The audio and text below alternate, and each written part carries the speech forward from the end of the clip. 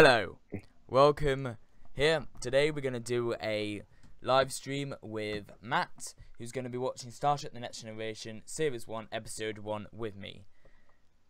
Yay. Now Matt, tell me, how much Star Trek have you seen? The very first episode of the original series, but I haven't seen all of it. Okay, and that would be The Man Trap. Not the greatest episode ever, so I see why. Now this, similarly, isn't the greatest episode ever, but obviously works since it got 7 seasons, and this is the most popular Star Trek. Yeah. Farpoint Part 1 and 2. I think a fellow Universal's member is named after a character from this iteration of Star Trek. Probably. Okay. I think you might know which one if you know both a little bit about Star Trek and about the Universals. Right. So I mean, yeah.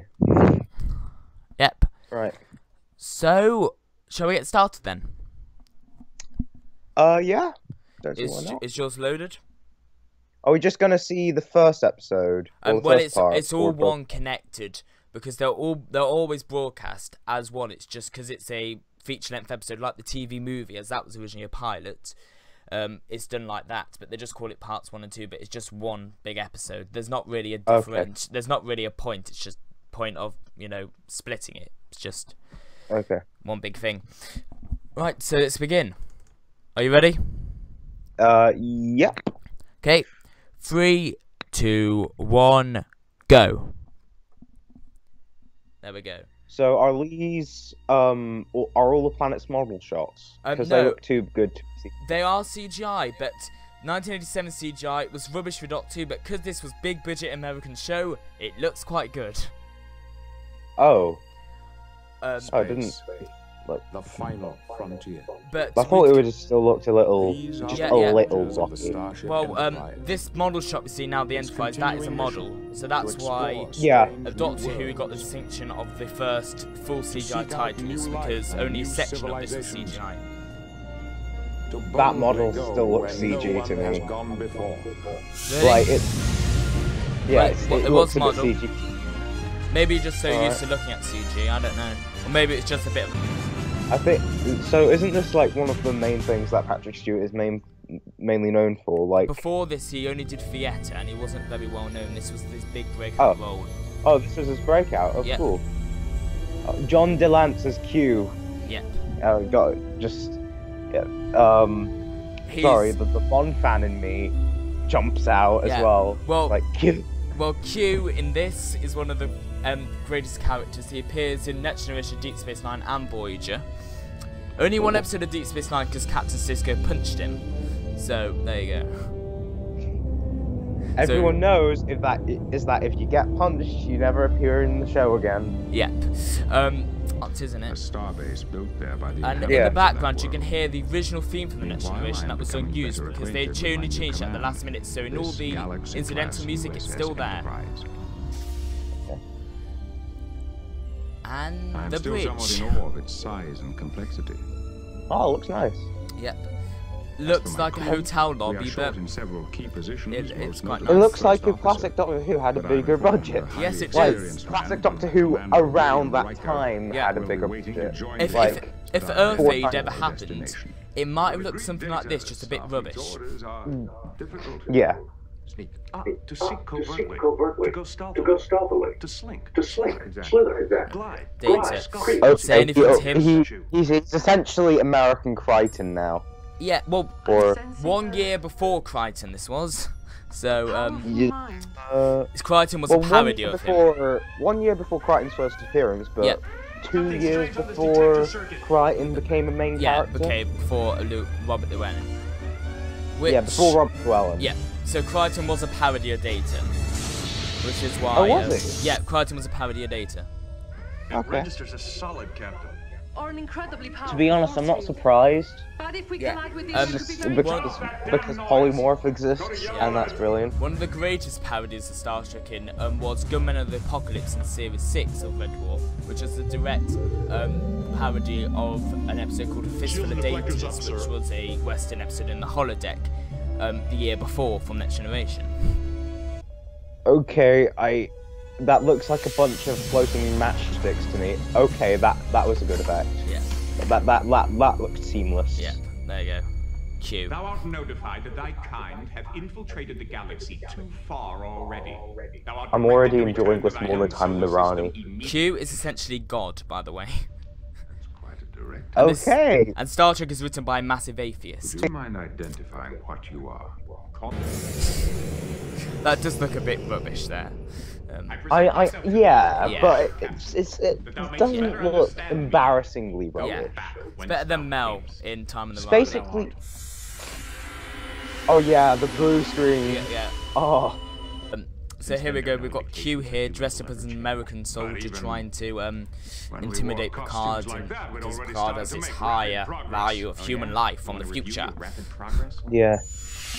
I have heard things about Picard as well, like he sacrifices emotion for being a good leader, essentially. Yeah. Learn to control their military with... And here we go, now he's being a World War III soldier. A World War III soldier, so, okay. So, we're about to look like that very soon, aren't we? Yep, only in about 20 years' time, according to Star Trek. They're a bit wrong on that. It should be 20 days' time, more like. Yeah. Probably, yeah. When you bring up something that can make me use a topical joke, the conversation becomes more and more depressing. Yeah, well, it should only be a few years from now that Ireland and Northern Ireland reunite, according to Next Generation. Sense anything, Commander? Its mind is much Troy there, she's a betazoid, which means she can essentially be exposition, and she can sense people's emotions. The one in blue? Yep, the one in blue, with the cheerleader hair. No station for any reason will make use of Basically brunette Mel hair, Yep. essentially. And here we go, the engineering set, a redress to the Enterprise engineering set from the movies. Oh. Like, I've not seen, like, pretty much anything, but, like, So that there we're looking at now, that's Tasha Yar. She's the security officer. She's a fan favourite.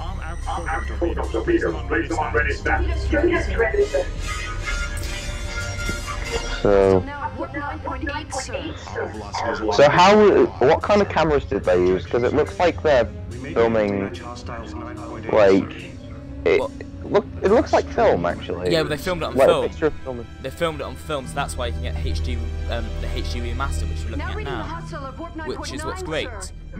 Deep Space Nine and Voyager were also filmed on film, but CBS didn't want to pay to remaster those, which is a shame. Prepare for emergency So basically, we're looking at probably, yeah. It's probably the best. It's probably the best television image we're gonna ever get from the 80s. For me to seek escape when my goes into battle. From 80s sci-fi. From 80s sci-fi. Yeah, and it looks stunning. Aye, sir. And see Worf, who's the Klingon we just saw there, makeup there, is that even in HD that still looks, you know, like it's part of his head. It's just a testament to the makeup. We're starting to get more and more of little. That man in the red shirt that you just saw go on the battle bridge there, that's Chief O'Brien, who becomes the main captain of Deep Space Nine, but here he's just an extra. Alright. Your torpedoes must detonate close enough to He didn't have a name since Series 3 or 4, I believe. Understood, sir. There you go, he's talking now. Wolf, this is the captain. The moment of separation. Lens flares. Yeah. Well, as good as lens flares you could get in the 80s when you're not making a Doctor Who title sequence. Yeah. And here we go, here's the expensive effect that they never used again apart from in the Next Generation movie, Starship Next Generations, when the Enterprise is actually destroyed. And we hear the Next Generation theme in full as this happens, which isn't something you usually hear, a full normal theme as incidental music. There we go, Q. Coming in, dressed in his fancy robes. This is a commonly cosplayed outfit, this is. One of the most famous things in Star Trek. It's brilliant, really. It looks great, doesn't it? Looks easy. Yeah. it's what 21st century courts should look like. Late 21st, well, mid 21st century. And that's what they should be wearing. Yeah. Now, in the last episode of Next Generation, they recreate all this, for which when you get there, you'll see. And they even go down to getting the same extras they got, which is really interesting. Shigun, the reason they're doing it off screen is so they don't have to add the effect. So it's just going down underneath the screen. I mean, good effect. Yeah, and there we go, Tasha showing her violent side. And someone being killed. Yeah. So 21st century courts, this is what happens on a regular basis. So when they're found guilty, you can punch them all you like. Yeah, but, yep. But, like... Yeah. When they're not, just no. No. I mean, then again, that does make sense. I don't know if that was makeup was actually put on her, if it was a dummy, but I think it probably was put on her, and that wouldn't be very comfortable.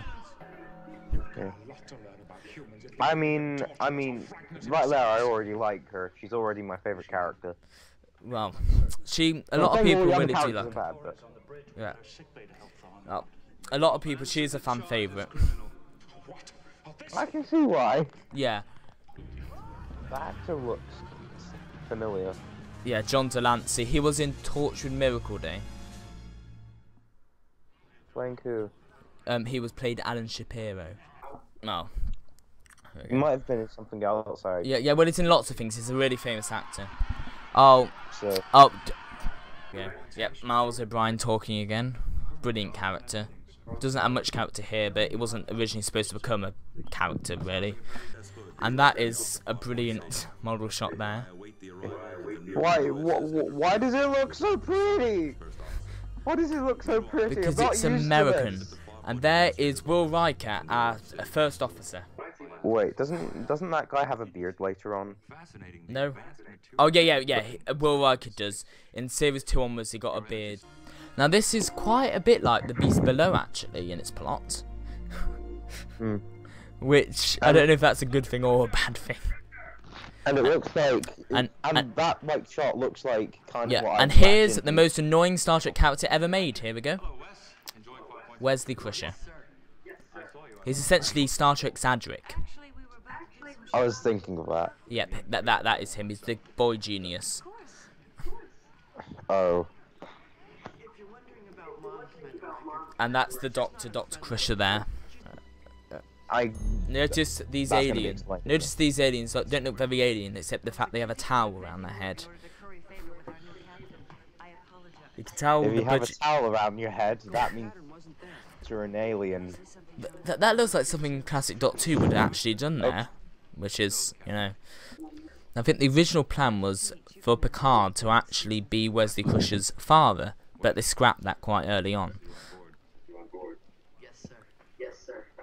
Yeah. And there's Georgie the Forge, who is one of her fan favourite characters as well. A blind engineer, well, not engineer yet. So basically, the people behind the Next Generation wanted to get sued by Marvel. Okay.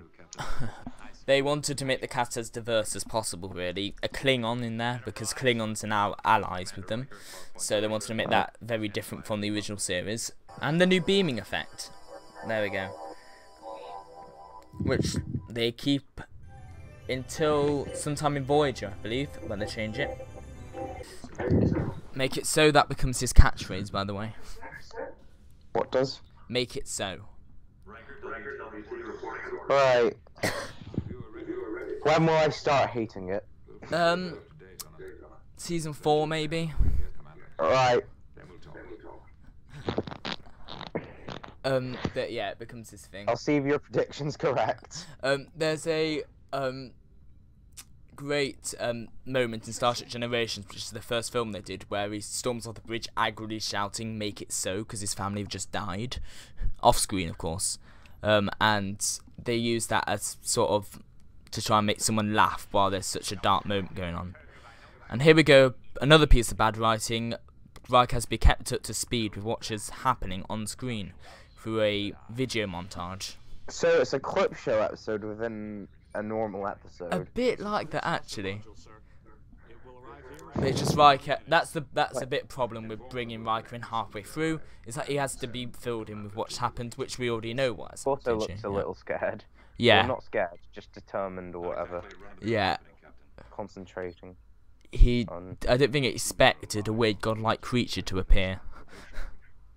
Yeah, I don't think anyone would. Just like when you're traveling in space. Yeah. First thing that comes to mind is not godlike creatures. Nope. Especially from a show written by an atheist. Commander Riker will Yeah. conduct a manual docking. And now he's punishing Riker. You reported in, haven't you? For turning up a bit late. Then I mean now, Commander. Just He's making him do a manual docking, which can be done with computers. And also because it makes a massive, really cool shot. Here we go. yeah. Okay, so gold, that used to be command for the uniforms, is now engineering and security, which is what Data and Tasha are wearing. Red is now command and operations, and blue So has it is been medical. promoted from this character will die? Yes, because in the original series, all the engineering / security officers died because they wore red shirts. So to get rid of that, they just made all the important characters wear red shirts, so none of them died. That would make sense. So now, then it sort of became yellow shirts died. Yeah. But no one said that because it didn't sound as cool. Because it didn't sound as scary. Yep. And in the background, you also hear the original Next Generation theme again. Yeah. So basically the costume change is essentially Star Trek's version of the Deadlock Seal. Yep. Trying to fix a problem by doing the same thing, essentially. Or Yeah. no, it's Star Trek's version of the sonic sunglasses, more like. Yeah. Yeah. Because they're not creating something even stupider. They're basically trying to fix a problem by making an equally bad problem. Mm. So the original problem's gone, so that will make you happy.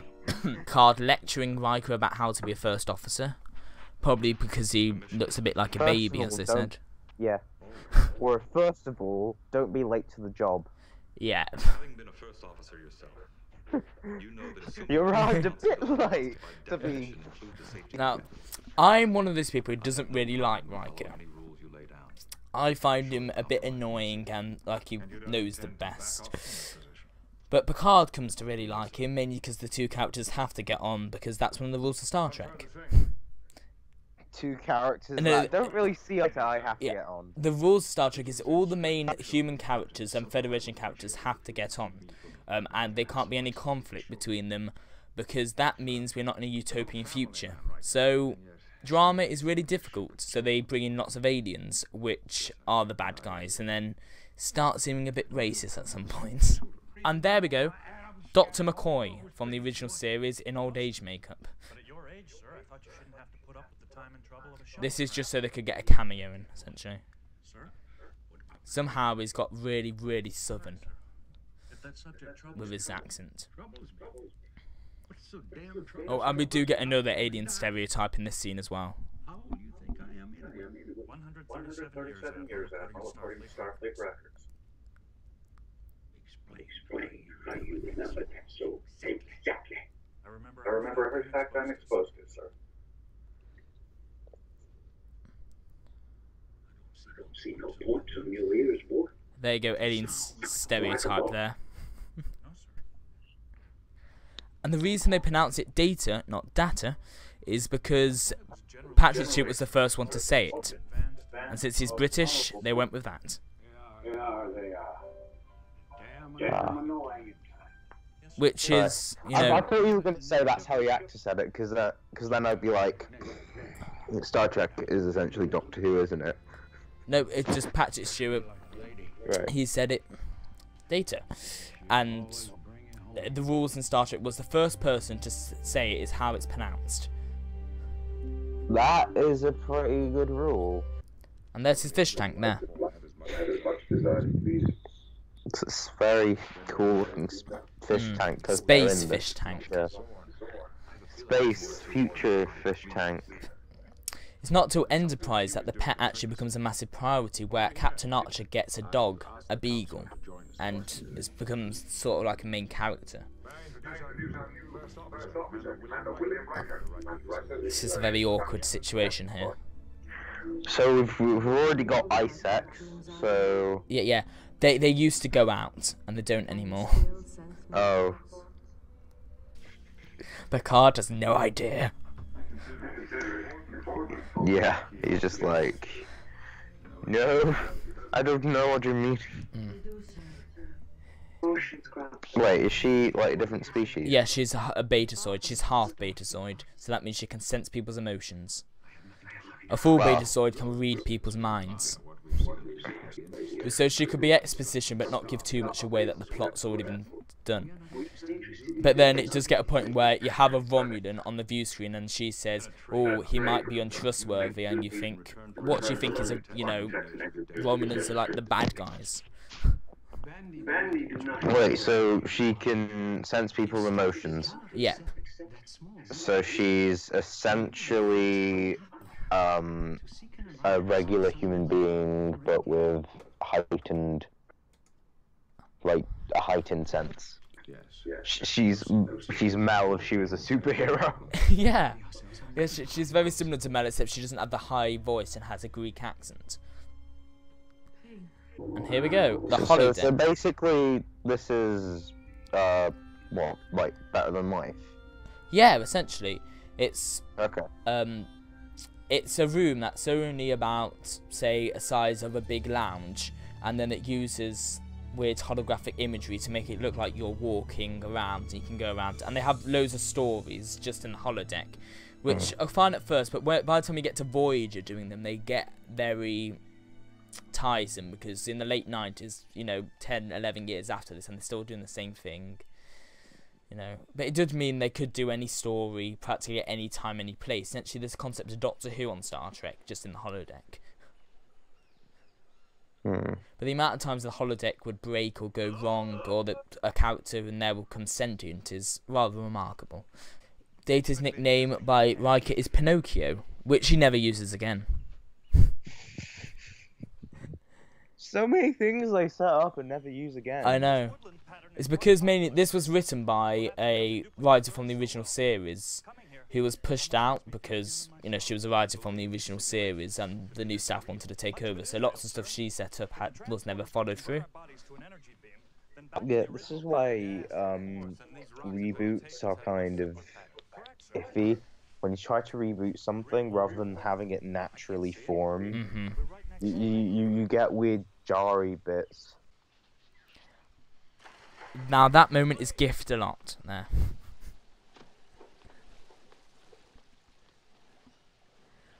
Why not let him drown? That's what many people. He was actually quite annoying and. Yeah. And isn't Voyager like a continuation of Voyager? Yeah. Voyager began the year after Next Generation ended, and Deep Space Nine began during Series 6 of this. But they're all Deep Space Nine, Voyager, Next Generation all take place in the same time frame. Okay. Sir, my son is not on the bridge. He merely... And this is a very annoying scene here where Wesley, well, you'll see.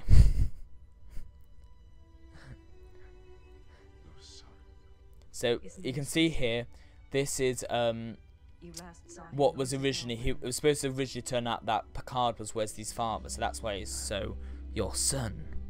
But that never got followed through. Yeah, because having that related to Patrick Stewart is no. Yeah, well there was then again, Patrick Stewart literally played poop.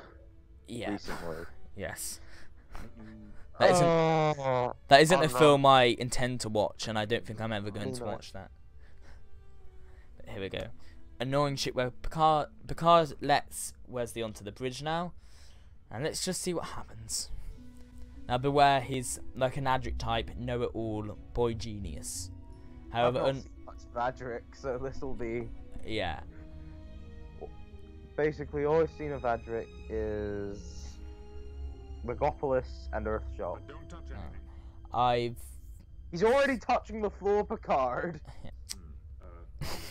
You could see the stain on his face. Yeah. Which uses high-resolution multispectral imaging sensors.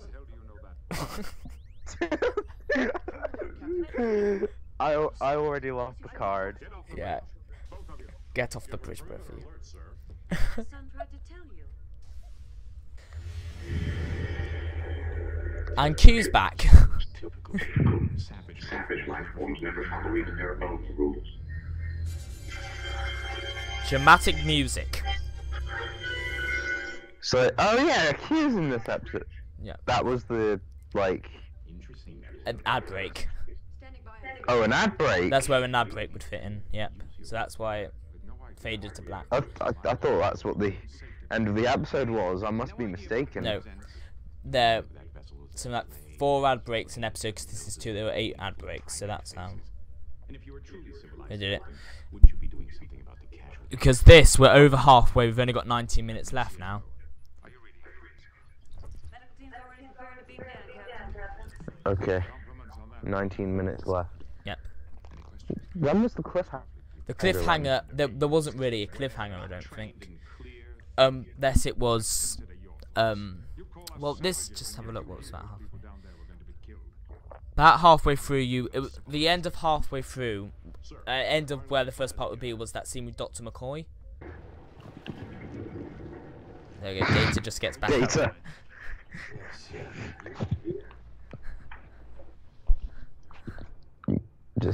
Just gets back up. I'm a robot. Android, sorry, Android. Right, so I'm just gonna call her Blue Woman. Because I can't remember her name. Troy, it's Councillor Troy. Okay, Troy. Troy. Okay. She's a Greek named Troy.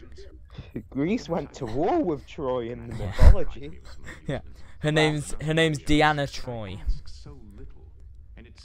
Oh, brilliant, Diana. Deanna. It's Deanna Troy. Deanna. Because the first person that said her name called her Deanna. Yeah. You shall promise, my good fellow. Riker Because it's very baby annoying. faces are adults than the bald Yeah. man. Yeah, but Riker does a lot of the stuff. In Next Generation, the idea was the captain stays on the ship while the first officer goes down, so the captain doesn't get killed. Alright. I mean, that means you... I mean... So Picard I guess is... that's... Yeah. That's just, I'm gonna call that Judi Dench syndrome. Like, kind of feels like a waste to have such an accent. Then again, I know, but he does a lot of stuff on the Very bridge well of the done. Enterprise, because the main setting is really... A lot of the time, a lot of the things happen on the Enterprise. It very much feels like a home, rather than Doctor Who, you know, the TARDIS lands there, get out, and then goes back at the end of the episode. This is more like... Yeah, because it's... They're invading us rather than we're invading them. Yeah. But stopping invaders. Mm. Whatever. There's 1,200 people on the Enterprise. Lots of children as well, which isn't the greatest thing for Picard. Yeah. You can So wait, see... Star Trek is essentially based on the Siege, the show. Yep. Come on. Picard just looks really unimpressed. Who's that person with the weird hair? I know. That's what I was talking about. I can't. Yeah, I can't tell like what sort of uniform they're actually wearing. Pajamas. There we go. They're just like, oh, come on, I really just want to sleep. No, you have to do your job. Fine, I'll just do it. Here we go. Right, in the next few minutes, you're gonna get a lot of Beast Below parallels. All right. I don't actually hate the Beast Below. I think it's very underrated. I think it's a good story, but I think some of the execution was a bit dodgy. Yeah. It's not as good as the 11th Hour. Yeah, and I think the Smilers were just a baddie for the sake of being a baddie. Yeah. And there we go. The person at the back, I can't take my eyes off them. With the weird hair. The hair, it's like... It's neon. It just looks really... It looks like a wig. I think it's a wig.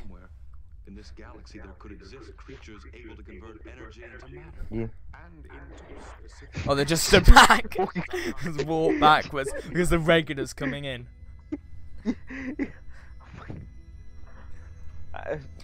And there we go. The reveal. What is it? A special effect. It is a space jellyfish. Yes, it is. Riker's in awe. Troy's sensing its emotions. Data doesn't have emotions. Tasha's being weird. And here we go. Oh, so it is a space jellyfish. Yes, it is a space jellyfish. I was correct. You captured something like that. Warn my people, please. Oh, it's turning into a space jellyfish. Mm-hmm. Please believe me, we meant no... Joy and gratitude. Yeah. And here we go. Cancer Troy talking about Troy, joy and gratitude. Okay, Troy, we get it. They're falling in love. Shut up. There we go. There we go. Q's gone off and said he will appear again, which I think is actually only about 10 episodes later. Captain's log started. Well, it's a lot less than Daleks. Well, Q appears. Yeah, Q appears very frequently throughout Next Generation and Voyager. Well, then again, it's kind of like the Daleks appear very frequently in like 62.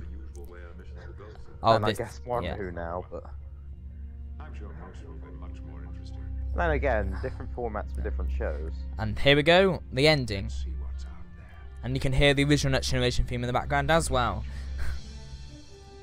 Reused shot from the opening title sequence. I mean, I guess if you're gonna like have a closing to your pilot, you might as well have like and there we go. The most great ship. Anyway, so there we go. Yeah. What did you sum up your thoughts on that episode then, the first episode of Next Generation? I wouldn't want to watch something this long again, like as a full series. So, but episodes aren't usually this long. Yeah, they're normally 45 Unlike minutes. Sherlock, where I'm like, seen the first episode. Yeah.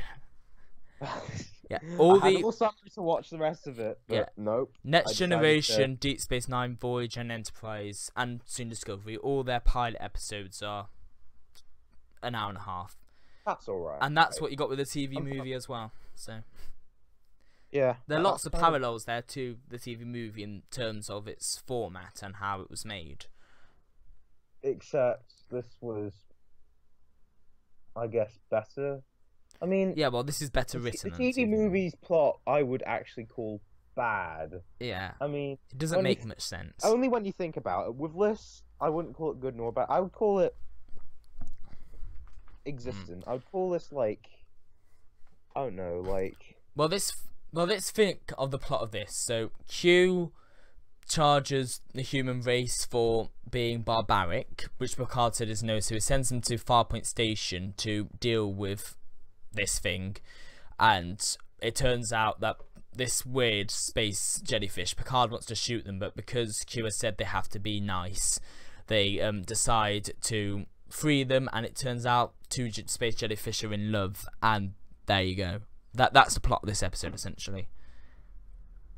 I just feel like I'm on drugs now after hearing the synopsis. Thanks for watching, and we'll see you next time, whenever that will be. Okay. Right, so there we go. Goodbye.